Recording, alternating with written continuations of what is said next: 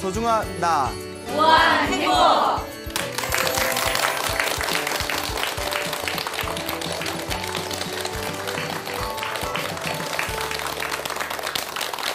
예, 만나서 반갑습니다. 반갑습니다. 예, 광우 스님이라고 합니다. 저희 불교에는 이제 부처님이 계시고 또 이제 부처님의 위대한 제자분들이 또 계시지 않습니까? 네. 그래서 부처님의 10대 제자라고 있습니다. 다 들어보셨죠? 네. 예, 그 막상 물어보면 대답 못 하실 건데 목소리는 엄청 크게 하세요. 자, 이제 부처님의 10대 제자라고 계시는데 그 중에 마하가전현이라는 스님이 계셨습니다. 그 마하가전현, 한문으로는 마하가전현 스님 불렸고 인도에서는 마하까짜야나, 마하까짜야나 스님이라고 불렸죠. 인도 발음하고 이제 또 중국 한문 발음하고 좀 틀리지 않습니까? 네. 자, 이 마하가전현 스님께서는 부처님 10대 제자 중에서 논의 제일이라고 불렸답니다. 그 부처님의 어려운 말씀을 아주 간단하고 명쾌하게 논리적으로 설명하는 데 제일이었다고 합니다. 그래서 이제 논의 제일 마하가전현 혹은 마하까짜야나 스님이라고 불렸는데 이 마하가전현 스님께서는 전생에서부터 복을 엄청나게 많이 지으셨다고 합니다. 엄청나게 복을 많이 지으셔서 태어날 때 굉장히 큰 부잣집에 태어납니다. 그리고 머리가 엄청나게 좋았답니다. 아마 논이 제일이니까 아주 머리가 총명하고 또 머리가 뛰어났겠죠. 그리고 또 무지무지 잘생겼답니다. 예, 엄청나게 잘생겼대요. 잘생기다 못해서 몸에서 황금빛 피부를 가지고 그 몸에서 황금빛이 날 정도로 빛이 날 정도로 엄청난 미남이었다고 합니다. 그래서 부처님의 경전에 보면 마하가전현 스님이 몸의 피부에서 황금빛이 나는 것은 전생에 복을 많이 지어서 그렇다고 합니다. 그러니까 여러분들도 좀 전생에 복을 많이 지으신 분들은 아마 이번 생에 얼굴이 반짝반짝 하시겠죠. 어디 한번 볼까요? 네, 그래, 넘어갑시다. 예, 다 좋아요. 자, 그래가지고 이 마하가전현 스님이 아버지가 그 왕의 제사장이었다고 합니다. 그 옛날에는 제사장이 굉장히 높은 위치였대요.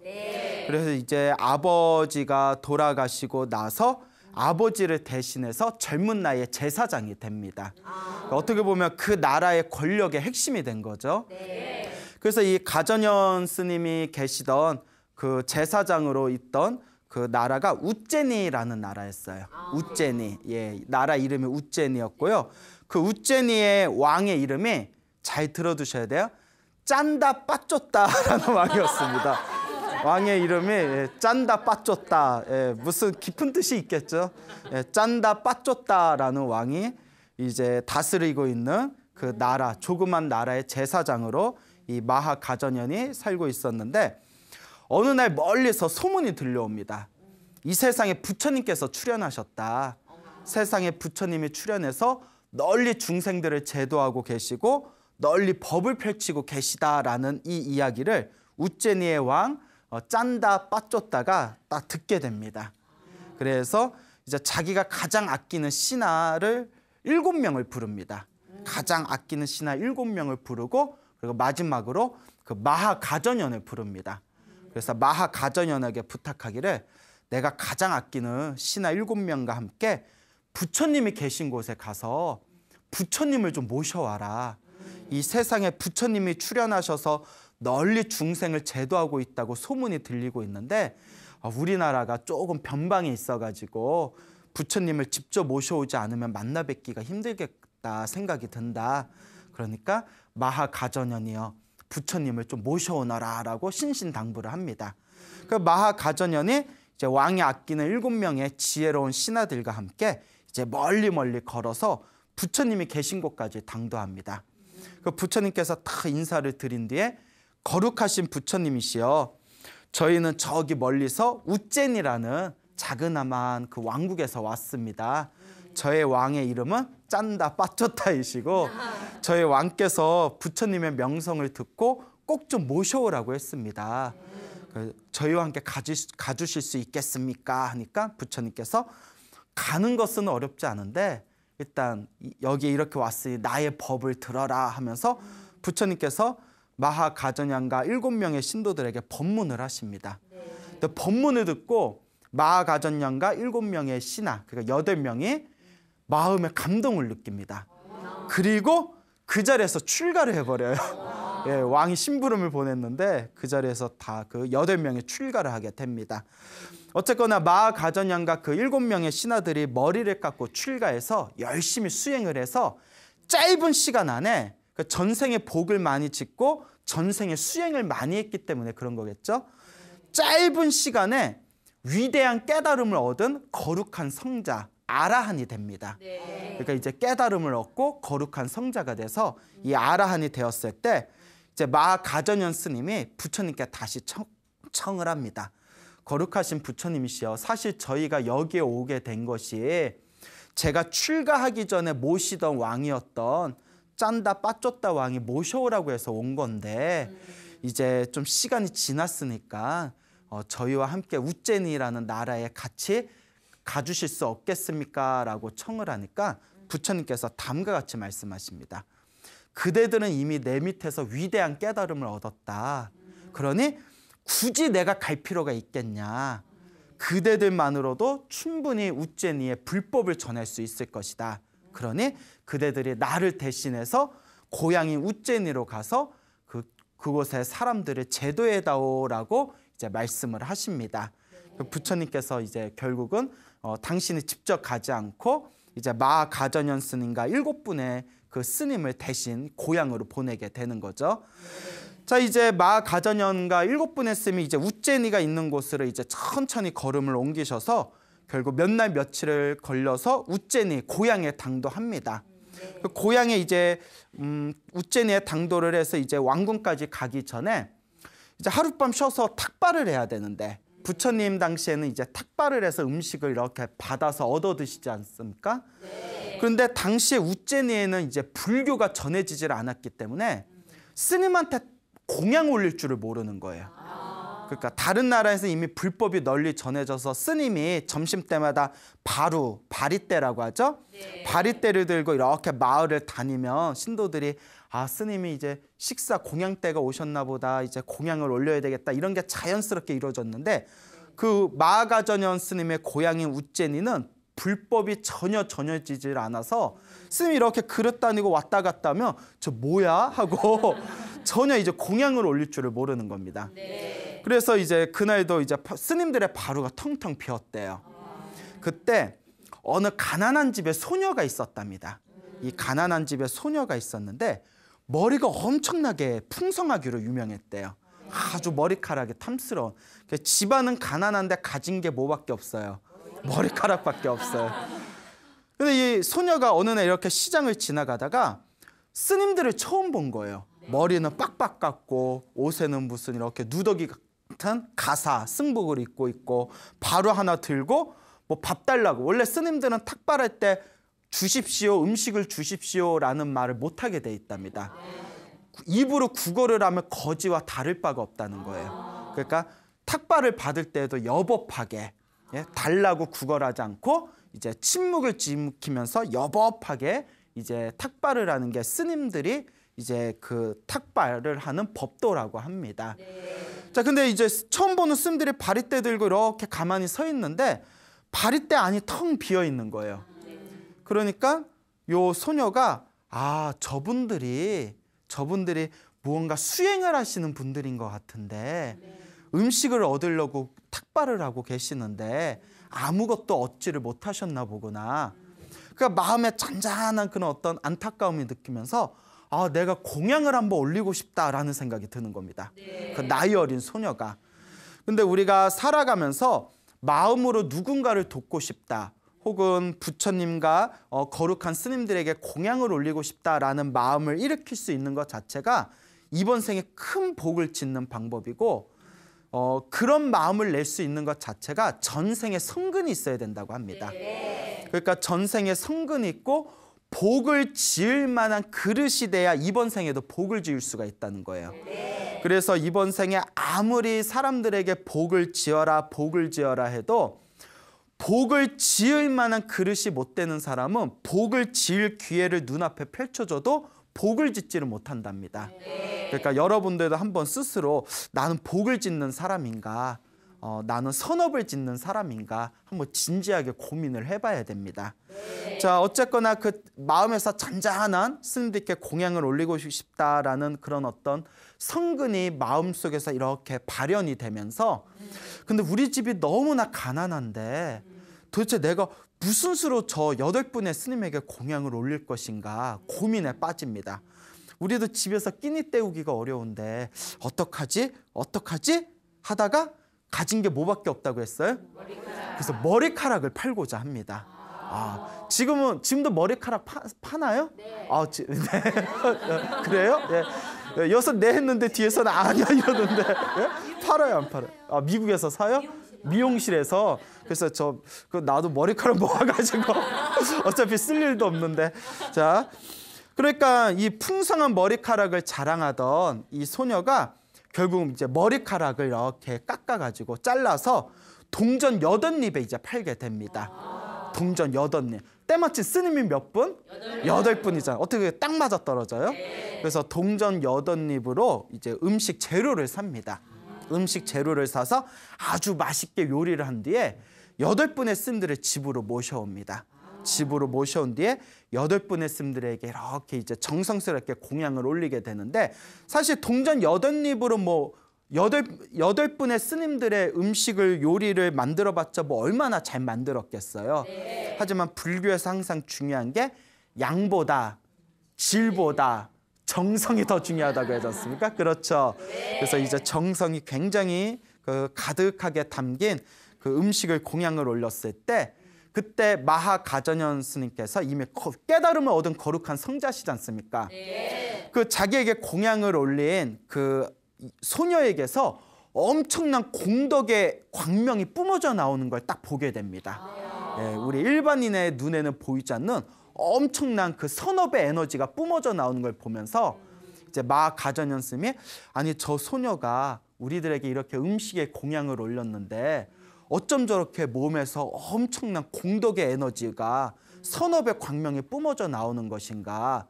찬찬히 관찰을 해봤더니 소녀가 머리카락이 아주 짧고 그런 어떤 상황을 봐서, 이 집안을 보니까 엄청 가난한데 우리들에게 공양을 올리려고 저 소녀가 머리카락을 잘라서 팔아서 이렇게 공양을 올리나 보구나라는 걸 다 꿰뚫어 보시게 됩니다. 자, 그래서 어쨌거나 이제 감사를 표하고 이제 마하가전현 스님이 이제 왕궁으로 이제 돌아오시게 됩니다.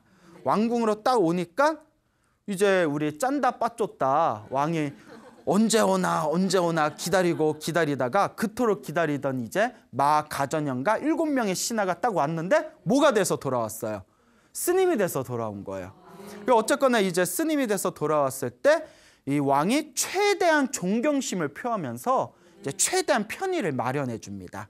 최대한 이제 편의를 마련해 주고, 그때부터 이제 공양 걱정이 없겠죠. 더더구나 이제 마하가전현 스님은 원래 집안이 또 엄청난 부자였지 않습니까? 자, 그리고 이제 이 짠다빠쫓다 왕이 마하가전현 스님을 모셔가지고 부처님을 만났을 때 어땠냐, 부처님이 어떤 법을 설하셨냐 하고 매일매일 같이 상의를 하게 됩니다.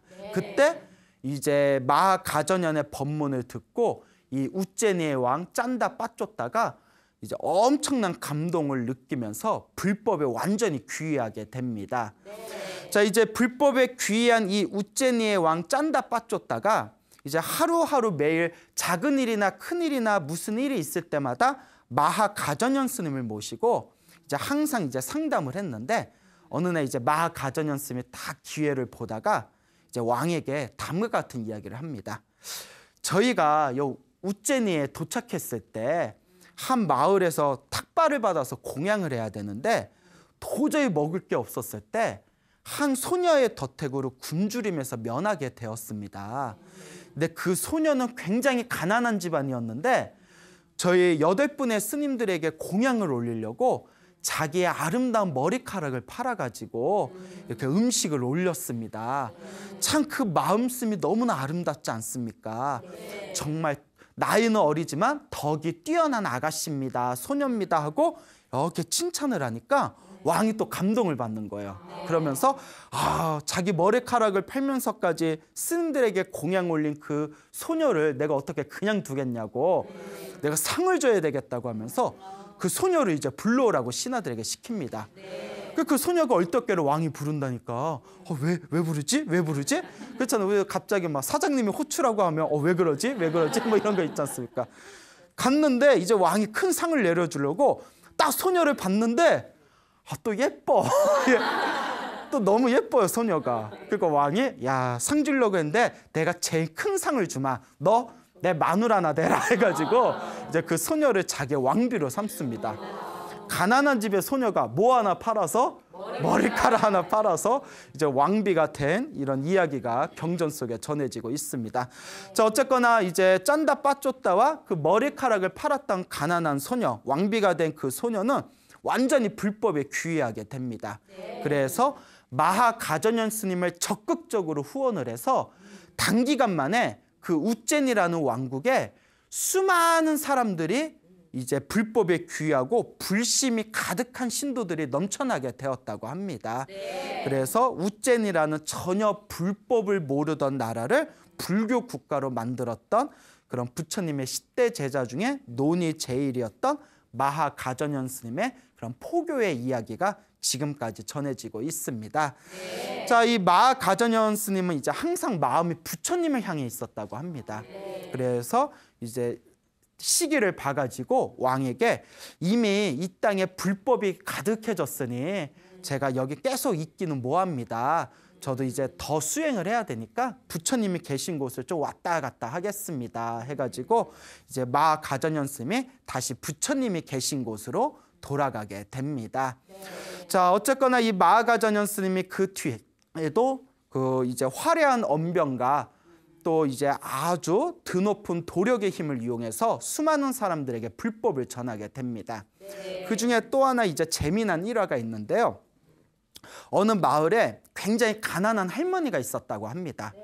어렸을 때 이제 그 부잣집의 노예로 태어나가지고 평생을 이제 노예로 살면서 힘들게 살았던 할머니가 있었는데 그 집의 부잣집의 주인이 굉장히 못됐다고 합니다. 사람이 아주 못되고 아주 이제 포악해가지고 수십 년 동안 그 주인 밑에서 항상 피눈물을 흘리면서 그렇게 힘들게 살았던 어느 노예였던 할머니가 있었다고 합니다. 자, 이런 걸 보면 우리 불교에서는 우리 사람 사는 걸 보면 뭐 지금은 신분제라는 게 사라졌지만 옛날 같은 경우에도 이제 왕족이나 귀족 계급이 있고 또 그 밑에 뭐 천민이나 노예 계급이 있고 또 중간에 평민들이 있지 않습니까? 근데 불교에서는 전생에 자기가 지은 업보 따라서 다음 생의 신분이 또 결정된다고 합니다. 전생에 선업을 많이 짓고 복을 많이 지었으면 훨씬 더 좋은 집안에 태어나고 전생에 사람들을 무시하고 복을 짓지 않고 마음속에 교만함이 가득하고 그리고 항상 마음을 잘 쓰지 못한 사람들은 다음 생에 태어날 때 사람들한테 손가락질 받고 천대받는 그런 집안에 태어나서 항상 고생하게 된다라는 이야기가 경전에 굉장히 자주 나옵니다. 뭐 지금 현대사회에서는 신분제라는 건 없지만 사실 사람 위에 돈 있다라는 이야기가 있지 않습니까? 그래서 요새는 뭐 돈 많은 사람이라든가 뭐 돈이 적은 사람을 구분해 놓고 또 다른 보이지 않는 신분제가 생긴 것 같은 그런 안타까운 생각이 드는데 그것도 불교적인 관점에서 보면 이번 생에 부자로 잘 먹고 잘 사는 것도 그만큼 전생에 무엇을 많이 지었다? 복을 많이 지었기 때문이라고 합니다. 근데 이번 생에 자꾸 힘들고 괴롭고 일이 잘 풀리지 않는 것은 전생에 무엇을 많이 짓지 않았구나? 복을 많이 짓지 않았구나라고 불교에서는 이야기하고 있습니다. 그래서 전생에 복이 없는 사람은 이번 생에 부자로 태어나도 결국 어떻게 될까요? 금방 무너지고 만답니다. 전생에 복을 지어놓지 못한 사람은 아무리 도와주고 아무리 부잣집에 태어나고 아무리 뭐 왕이 구제해 주려고 하더라도 복 자체가 없는 사람은 일이 잘 풀리질 않는다는 거예요.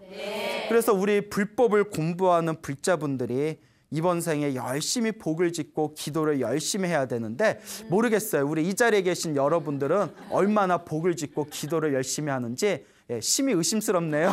예. 자, 어쨌거나 이 가난한 할머니가 계셨는데 너무나 나이가 들어서도 이렇게 힘들게 괴롭게 살아야 되는 자기 자신이 너무 한탄스러워서 어느 날 강에 가가지고 강가에서 대성통곡을 하고 울었답니다. 아유, 나이 들어서 죽고 싶어도 이게 죽어지지도 않고 내가 나이 들어서 평생을 이렇게 웃어보지도 못하고 힘들고 괴롭게 사는구나 하고 강가에서 대성통곡을 하고 있을 때 때마침 가전현 스님께서 이렇게 지나가고 계셨답니다. 이 마 가전현 스님께서 지나가시다가 그 할머니가 대성통곡을 하는 걸 보고는 이제 마음에서 연민심이 일어나서 그 할머니에게 다가가게 됩니다. 자, 여기서 중요한 거, 할머니가 이번 생에 노예로 태어나서 평생을 힘들고 괴롭게 산 걸 보면 전생에 복을 많이 지은 것 같아요? 안 지은 것 같아요? 안 지었죠. 그런데 말년에 누구를 만나게 돼요? 마 가전현 스님을 만나게 되잖아요. 지지리도 정말 복이 없으면 마 가전현 스님도 만났다 못 만났다. 근데 그나마 전생에 지어놓은 복이 하나라도 있어서 말년에라도 누굴 만나게 된 거다? 예, 거룩한 아라한이신 마 가전현 스님을 만나게 된 겁니다. 정말 복이 없으면 만날 수도 없어요. 그러니까 우리 불자분들도 내가 이렇게 사는 게 힘들고 괴로워도 이번 생에 부처님의 불법을 만난 것 자체는 그래도 내가 전생에 조금이라도 지어놓은 복이 있는 것이 아닌가라고 한번 스스로를 비춰볼 줄 알아야 됩니다. 어쨌거나 이 할머니가 막 대성통곡을 하고 있을 때 마하 가전현 스님이 싹 찾아가서 할머니 뭐가 그렇게 애통해서 그렇게 울고 계십니까? 라고 질문을 던지니까 할머니께서 이제 스님을 보고는 이제 자기가 살아왔던 얘기를 하는 거예요. 예, 어려서 뭐 노예로 태어나서 계속 뭐 흉폭한 주인 밑에서 온갖 잡일과 힘든 일만 하고 뭐 결혼도 못하고 평생 제대로 웃어본 적도 없고 하루라도 편하게 쉬어본 적도 없고 나이가 이렇게 죽을 나이가 되어서도 지금도 이렇게 고생하면서 삽니다.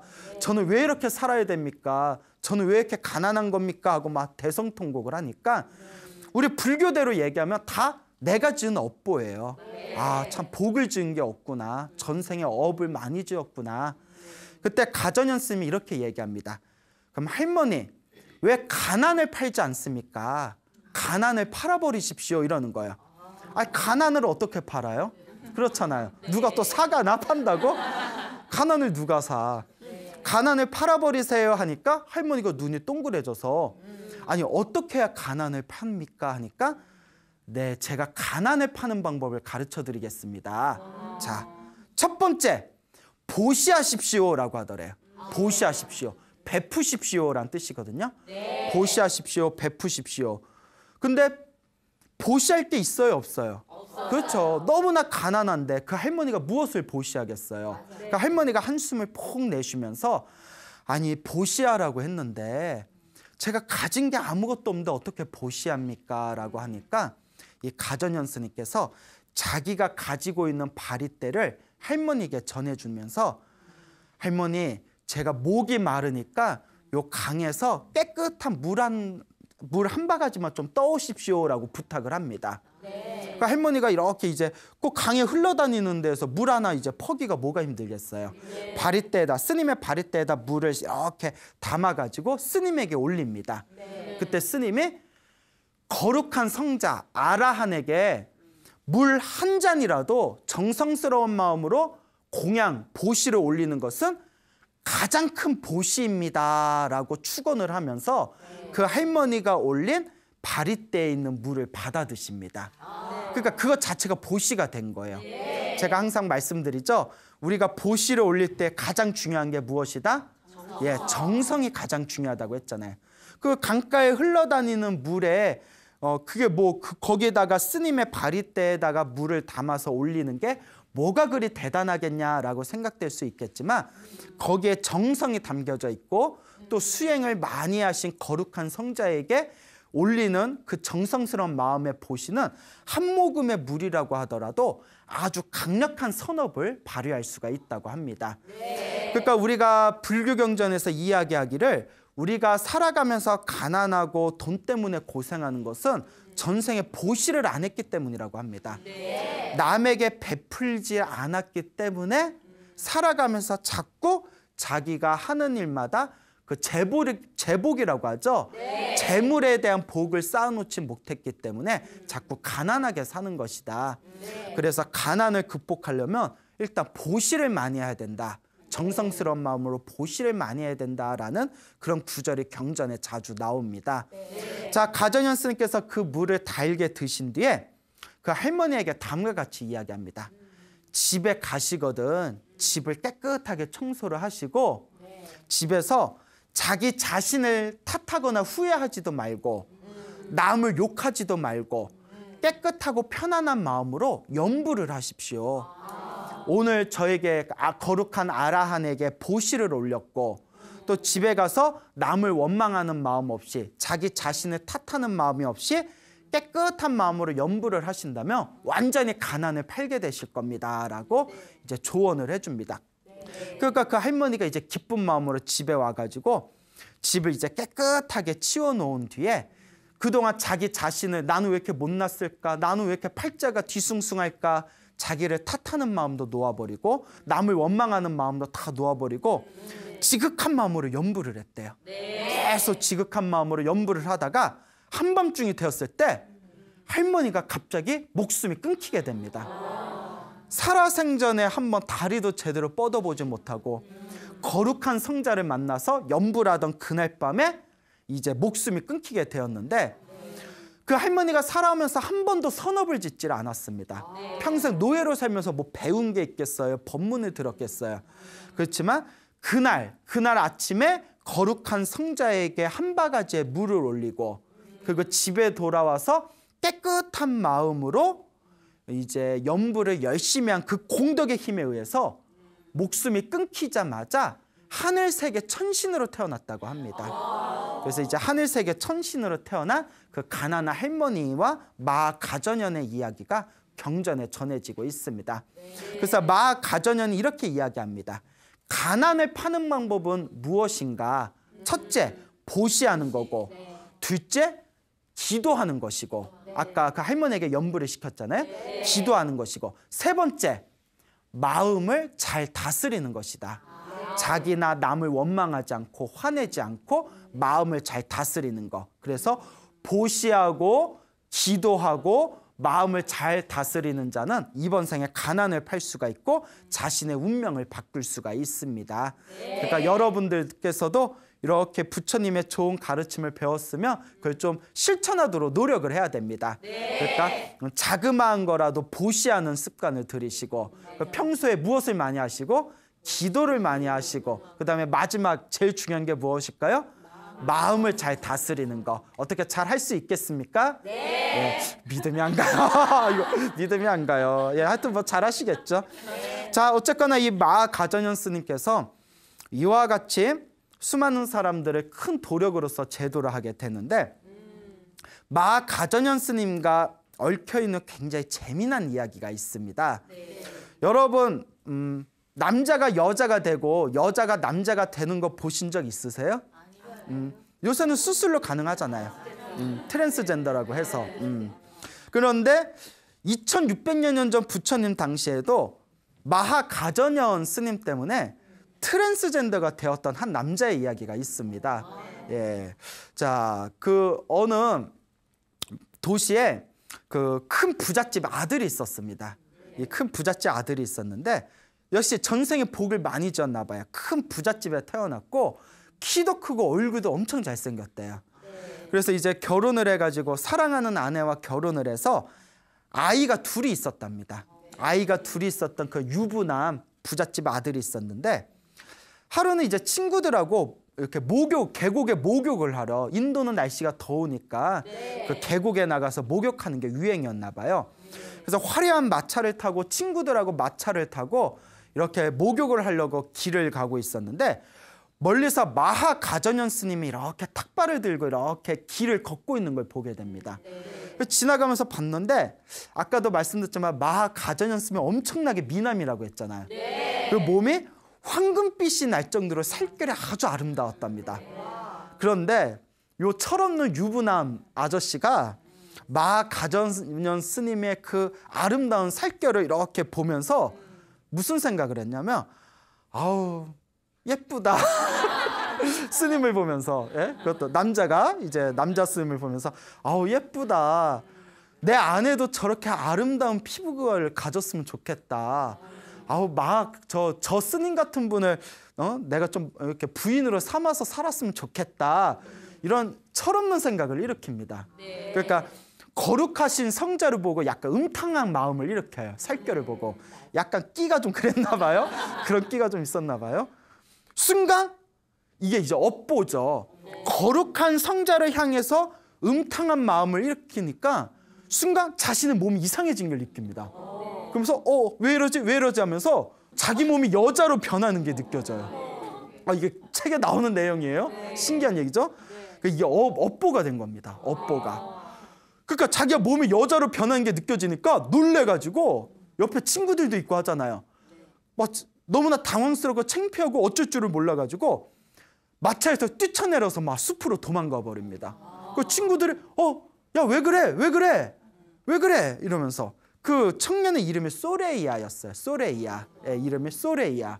소레이아 왜 이래? 이러면서 그래서 막 이제 도망을 가버렸는데 친구들이 이제 마차에 내려와서 찾았는데도 이제 보이질 않는 거예요. 그래서 뭐 배탈 났나? 설사인가? 뭐 이러면서 마차 다시 집으로 오겠지. 우리끼리 가자 하고 마차를 타고 다시 이제 친구들끼리 계곡에 가서 이제 목욕을 합니다. 그리고 이제 완전히 여자의 몸으로 변해버린 소레이아는 막 길을 헤매면서 뭐 어쩔 줄을 모르는 거예요. 어떡하지 하면서 하염없이 이제 그냥 길을 걷게 됩니다. 망상에 빠져가지고 고민하고 하염없이 길을 걷다가 저쪽에서 이제 상인들을 만나게 돼요. 상인들을 딱 만났는데 그 소레이아가 남자에서 이제 여자로 변했잖아요. 근데 여자로 변했는데 또 예뻐. 예, 맞아요. 예뻐요. 남자가 여자로 변했는데 또 하필이면 예쁘네. 상인들이 막 추근덕거리는 거예요. 아유, 네 집 아가씨요? 어디서 왔어? 이 소레이아가 이제 짜증나니까 자기도 한때 남자였잖아요.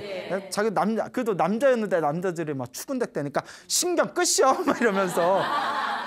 근데 이제 집으로는 가기 뭐하고 진짜 신경 끄셔 막 이러면서 몸이 너무 피곤하니까 자기가 가지고 있던 또 부잣집 사람이었잖아요. 이제 자기가 가지고 있던 재물을 주면서 내가 지금 뭐 어디 멀리 좀 떠나려고 하는데 몸이 너무 피곤하니까 요 돈을 줄 테니까 마차에서 좀 쉬게 해주세요 해가지고 상인들이 끌고 있는 집마차에 들어가서 거기서 이제 너무 피곤해서 잠에 들어가게 됩니다. 이제 상인들은 이제 돈을 받고 집마차에 이렇게 실은 뒤에 이제 자기네들이 목적지로 한 이제 도시로 가는데 도시에 다 도착했을 때 상인들끼리 이제 수근덕거립니다. 야 보니까 저 아가씨가 홀몸인 것 같고 또 여자가 참 기가 막히게 예쁘다. 우리가 저 여자를 부잣집에 중매를 잘 서주면 중매비 좀 두둑하게 받을 것 같다. 그나마 상인들이 좀 착한 것 같죠? 그 뭐 인신매매라도 했으면 어쩔 뻔했어요. 그래도 좀 착한 상인들을 만났어요. 그것도 이제 전생에 복이 있으니까 그런 사람들 만난 거예요. 그래서 자기네들이 이제 거래하는 도시에 가서 그 집안의 큰 부자, 은행가인 집안에 아직 결혼을 못한 아들이 있었습니다. 그래서 그 부잣집의 아들을 찾아가가지고 우리가 길에서 기가 막히게 예쁜 여자를 만났는데 옷을 입은 거라든가 이야기하는 걸 보니까 그 막 나가는 집안 같지는 않고 어디 어엿한 귀족 집안, 그 부자 집안의 딸인 것 같습니다. 한번 보시겠습니까? 우리가 중매 한번 서볼까요? 그 도시의 부잣집의 아들이, 은행가의 아들이 뭐 얼마나 예쁘길래 얼굴이나 한번 봅시다 하고 딱 봤는데 나 이런 감정 처음이야 막 이러면서 남자였는데 이제 모르는 거죠. 그러면서 그 여자에게 청혼을 합니다. 소레이아에게.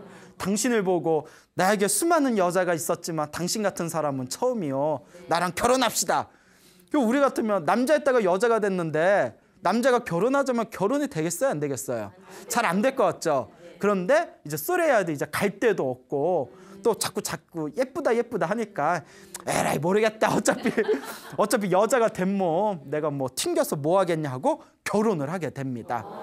그러니까 남자였을 때 결혼을 해서 아이 둘을 낳았는데 여자로 몸이 변신한 뒤에 결혼을 해서 또 아이 둘을 낳게 됩니다. 참 기가 막히죠.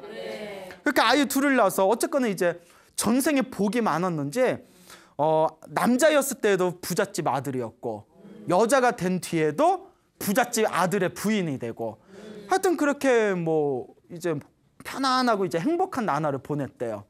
그래서 어느 날 이제 몇 년이 지난 뒤에 아이 둘을 낳고 집안의 2층 집에 위에 창문에서 이렇게 시장을 구경하고 있는데 저쪽에서 어느 상인들이 이렇게 들어오더랍니다. 큰 짐을 진 상인들이 들어오는데 그 상인들을 이렇게 보니까 그 중에 한 명이 어디서 눈이 굉장히 있더래요. 어디서 봤지 했더니 자기가 남자였을 때 친하게 지냈던 친구였던 거예요. 깜짝 놀라서 이제 하인을 불러가지고 저기 저렇게 생긴 시장에 들어오신 저렇게 키 크고 저렇게 생긴 사람 좀 데려와라. 그 얼떨결에 시봉을 받다가 질문을 던집니다. 마님 뭐 이렇게 환영을 해줘서 너무나 감사하긴 한데 어디서 많이 뵌 듯 처음 본 듯 뵌 듯한데 우리가 구면인가요? 초면인가요? 혹시 저를 아시나요? 이러는 거예요. 그 친구인 줄은 꿈에도 상상도 못하는 거죠. 네, 저는 당신을 압니다. 아 그럼 저희가 어디서 뵀던가요? 했더니 야, 나 네 친구 소레이야다 이러는 거예요. 그러니까 그 친구가 에이 그러지 마십시오. 제 친구 소레이야는 몇 년 전에 숲에서 잃어버려서 이미 죽었고 그 죽은 걸로 알고 있는 거야. 연락이 두절되니까. 그리고 제 친구는 무엇보다 중요한 게 남자였습니다. 마님 사랑 갖고 장난치시면 안 됩니다 하니까 친구야 너 내 말 믿지? 뭐 이러면서 그동안 있었던 일을 자초지종을 다 이야기를 합니다. 자기가 길을 갔다가 그때 너 목욕탕에 우리가 목욕하러 뭐 계곡에 간다고 하다가 마가전현 스님을 만났는데 가전현 스님의 아름다운 살결을 보면서 아 가전현 스님이 내 마누라였으면 좋겠다. 아니면 내 마누라가 가전현 스님 같은 피부를 가졌으면 좋겠다. 이런 어리석은 음탕한 마음을 냈더니 내 몸이 갑자기 여자의 몸으로 바뀌어버려가지고 내가 너무 놀라고 당황해서 뛰쳐나와서 방황하다가 이러쿵저러쿵 해서 여기서 내가 여자로 살고 있는 거다. 이 얘기를 딱 하니까 기가 막히고 코가 막히는 거예요. 친구들끼리만 아는 비밀스러운 것까지 다 알고 있는 거예요. 소레이야의 손을 잡고 야 우리는 너 죽은 줄 알고 찾고 찾다가 찾지 못해서 너 죽은 줄 알고 벌써 장례식까지 다 치렀다. 야, 너 우리 부모님은 어떻게 지내시냐? 야, 너 잃어버린 뒤로 항상 눈물 속에 맨날 밤을 지새고 계시다. 야, 그때 내 부인하고 애들은 어떠냐? 지금도 잘 살고 있다. 뭐 이러면서 막 이제 대화를 나눈 뒤에 야, 너 집에 한번 가봐야 되지 않아? 뭐 이러니까 아, 이제 여자 몸이 됐는데 어떻게 가냐? 그러다가 문득 이런 얘기를 합니다. 야, 내가 마하가전현 스님한테 그런 음탕한 생각을 해서 내가 여자 몸이 된 거 아니냐? 지금이라도 용서를 청하고 싶은데 어디 계시는지 아냐? 하는 거예요. 그러니까 그 친구가 하는 얘기가 요 근방에 계실 것이다 이러는 거예요. 그러니까 어떻게 그것도 딱 맞아떨어졌어요? 그러면 내가 내일 낮에 스님을 모시고 내가 공양을 올린 뒤에 내가 정식으로 내가 참회를 용서를 빌 테니까 스님 좀 모셔와다오 부탁을 하게 됩니다. 그래서 친구가 알겠다 이제 약속을 하고 그 다음날 마하가전현 스님한테 이제 사정을 합니다. 거룩하신 성자시여, 제 친구 집에 가셔서 오늘 점심은 거기서 공양을 좀 올리고 싶습니다. 공양을 좀 받아주십시오 사정을 해서 이제 그 다음날 점심에 이제 마하가전현 스님이 이제 모시게 됩니다. 가전현 스님을 딱 집에 모시고 이제 여자가 된 그 소레이야가 지극정성으로 이제 공양을 올리고 시봉을 한 뒤에 공양을 다 마치고 나서 소레이야가 갑자기 스님 앞에서 무릎을 꿇고 눈물을 펑펑 흘리면서 이제 용서를 구합니다. 그러니까 마하가전현 스님이 깜짝 놀라서 아니 우바이여, 여자 신도를 우바이라고 하거든요. 우바이여, 어찌하여 이렇게 공양을 잘 올려놓고 나에게 용서를 구합니까? 라고 하니까 그 이제 소레이야가 그동안 자기가 겪었던 이야기를 그대로 자초지종을 이야기를 하게 됩니다. 그때 마하가전현 스님께서 딱 들으시고 나서 그대의 모든 잘못을 용서하겠습니다. 그러니 당신의 그 후회하는 마음과 죄책감을 다 놓아버리십시오. 용서합니다. 라고 말이 딱 끝나자마자 소레이야가 다시 남자 몸으로 변하는 거예요. 남자의 몸으로 딱 변하니까 이제 소리의 입장에서도 미치고 팔짝 뛸 일이에요. 이제 여기서 가정 꾸몄더니. 그래서 이제 저녁에 기다리는데 남편이 왔어요. 남편이 왔는데 여보 나왔어 했는데 왜 남자가 있으니까 놀래가지고 아니 내 마누라는 어디 있고 네가 여기 있냐 이랬더니 이제 소레야가 남편에게 자초지종을 이야기합니다. 근데 이제 남편이 진짜 호인이에요. 뭐라고 하냐, 여자였는데 남자 몸이 됐잖아요.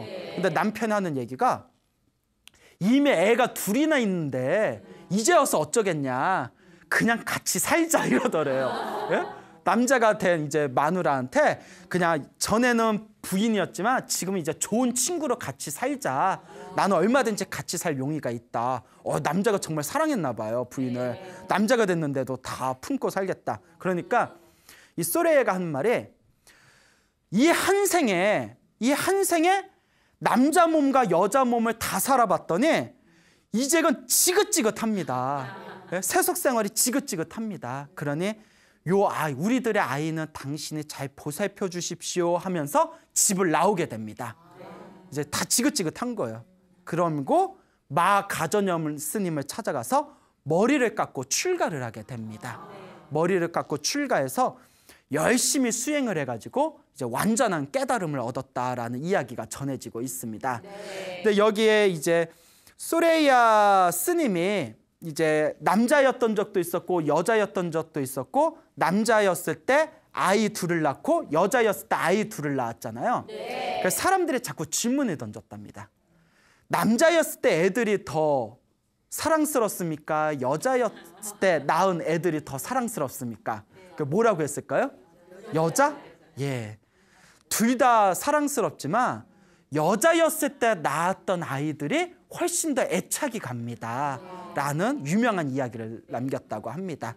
근데 소레야 스님이 깨달음을 얻고 난 뒤에는 사람들이 또 똑같은 질문을 던졌을 때, 남자였을 때 애들이 더 좋아요, 여자였을 때 애들이 더 좋아요 라고 했을 때, 깨달음을 얻은 소레야 스님이 깨달음을 얻고 난 뒤에는 남자였을 때 애들도 싫고 여자였을 때 낳았던 애들도 싫습니다 라고 하더래요.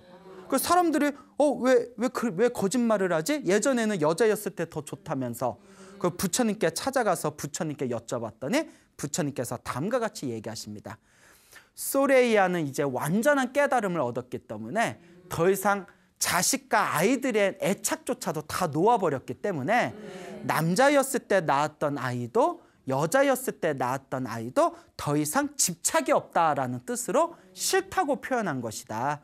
소레이야 스님은 완전한 깨달음을 얻은 성자이다라는 이야기가 지금까지 전해지고 있습니다. 여러분 너무나 신기하죠? 네. 이와 같이 우리가 일으키는 이 한 생각도 내 업에 엄청난 영향을 미치게 됩니다. 네. 그래서 오늘 마 가전현 스님의 이야기를 들었습니다. 이와 같이 우리 앞에 펼쳐진 행복과 불행이라는 것은 내가 지은 업보의 결과물입니다. 네. 그러니까 여러분들도 진정으로 행복을 원하시고 진정으로 불행을 피하고자 한다면 복과 선업과 공덕을 짓는 아름다운 삶을 사시기를 항상 마음속으로 되새겨 나가기를 바랍니다. 네. 여러분 행복해지고 싶습니까? 네. 행복한 삶을 창조하고 싶습니까? 네. 복을 지으십시오. 선업을 지으십시오. 공덕을 쌓으십시오. 복과 선업과 공덕의 힘이 여러분들을 진정한 행복의 길로 이끌어 줄 것입니다. 여기서 마치겠습니다. 소중한 나 무한 행복.